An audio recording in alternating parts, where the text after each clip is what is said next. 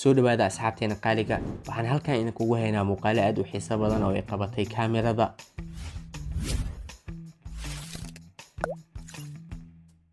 waxaan ku bilaabaynaa maroodigan aadka u weyn ee soo jabsaday albaabka gurigan.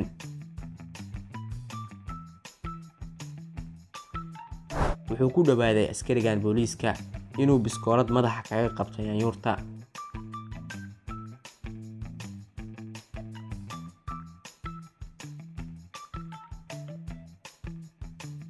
halkan ayaa lagu tijaabiyaa matoorada diyaaradaha.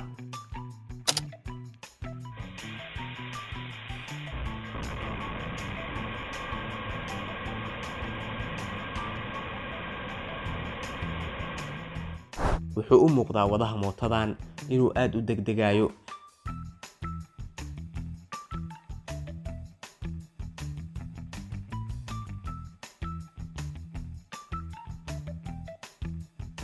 siliga gurigan ku wareegsan waxa uu leeyahay nidaam ilaalin oo aan hore loo arag.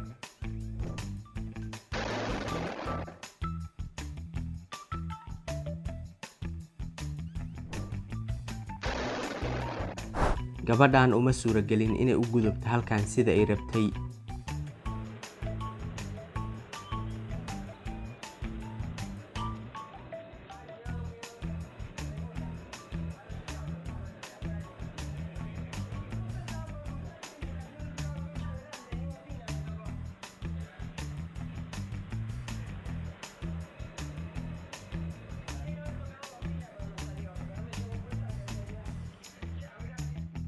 nasiib wanaag gabadhan iyo eyga waxay meesha ka fogaadeen ka hor inta uusan soo dhicin geedka.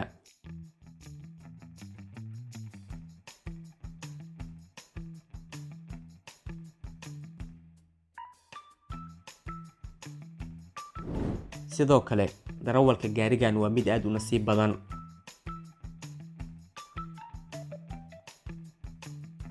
booliiska waxa uu badbaadiyey eyga saacadihii u dambeeyey.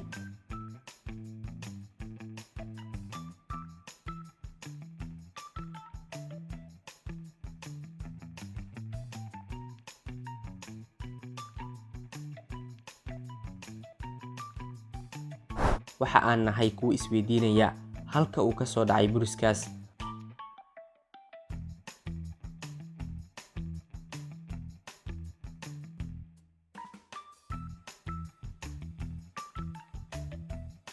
shaqaalaha waa inay mar kale dib u habeeyaan alaabtan.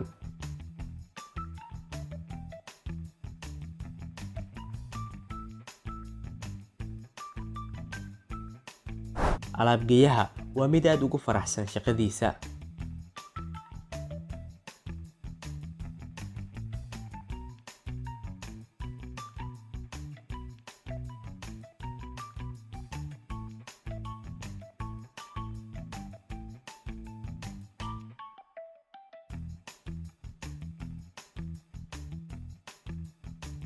gaarigaas yar waxa uu ku badbaaday si mucjiso leh.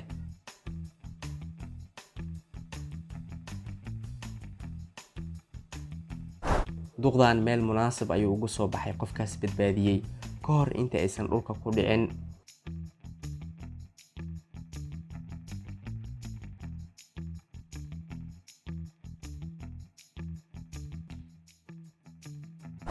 halka ninkan uu waayay cid ka qabata biyaha ka hor inta uusan ku dhicin.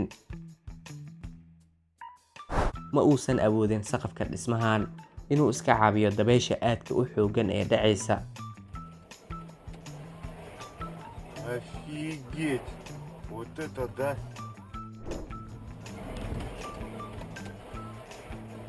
Офигеть! waxay u muuqataa in laamigani uu yahay mid aan ku habbooneen u dulqaadashada waxyaalaha aadka u culus.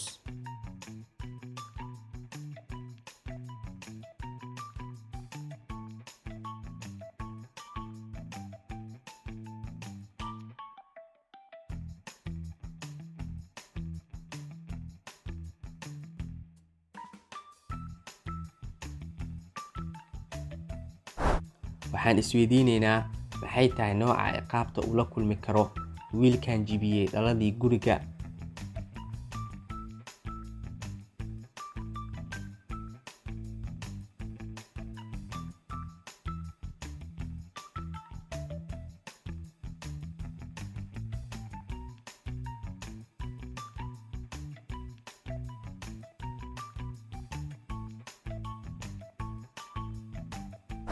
hal gaari oo xamuul ah waa u suuragal inuu dhaliyo musiibo marka laga hilmaamo bareeg gacmeedka.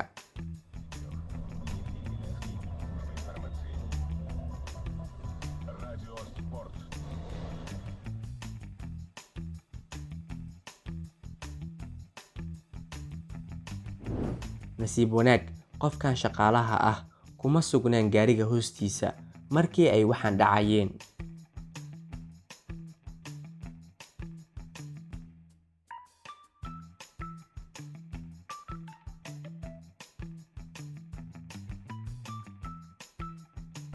ma naqaan waxa bursanayay labadan xayawaan oo ay sidaan dhan ugu soo jabsadeen goobtan baabuurta lagu hagaajiyo.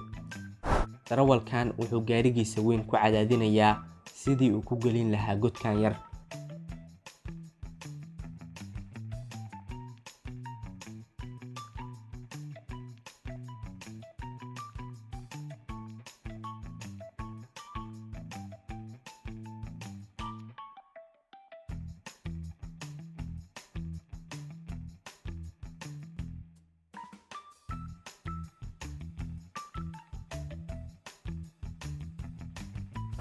eegan wuxuu go'aansaday inuu cunada dukaamada ka soo dhacsado.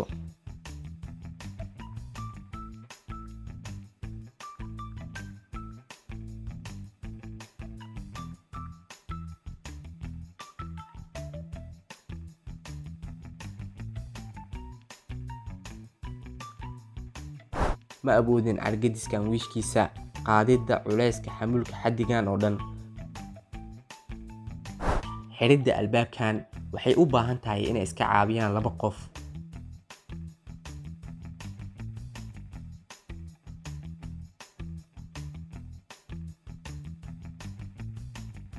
waxaan rajaynaynaa inay helaan dadkan safarleyda ah wax u dhigma alaabtooda.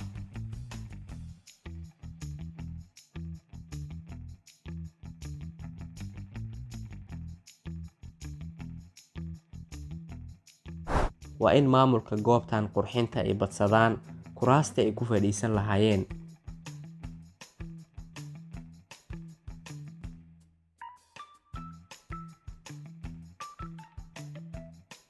ma filayn ninkan inuu jiro god aad u weyn oo ku qarsan biyaha hoostooda.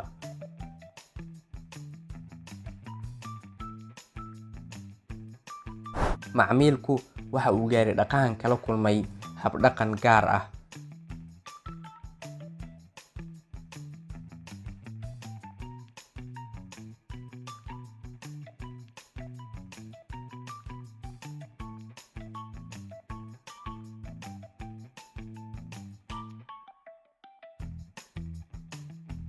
waxaa hubanti ah in badankeena ay ku dhacday sidaan waqti.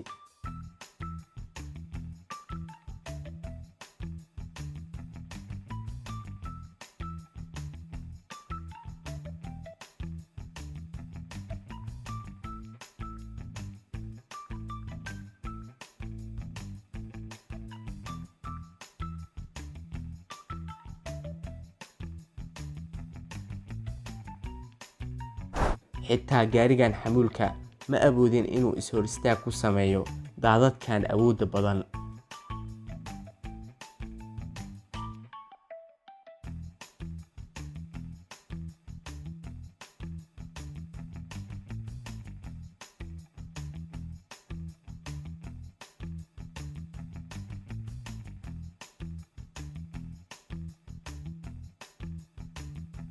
waxaad moodaa in kani uu yahay mowjadaha badda, balse sidaa ma ahan ee waa muuqaalka ka soo baxa marka daruuraha is aruursaday ay ku dhacaan buuraha kana hoos maraan, kaasoo ugu dambeyntii u muuqanaya qaabkan la yaabka badan ee u eg hirarka badda.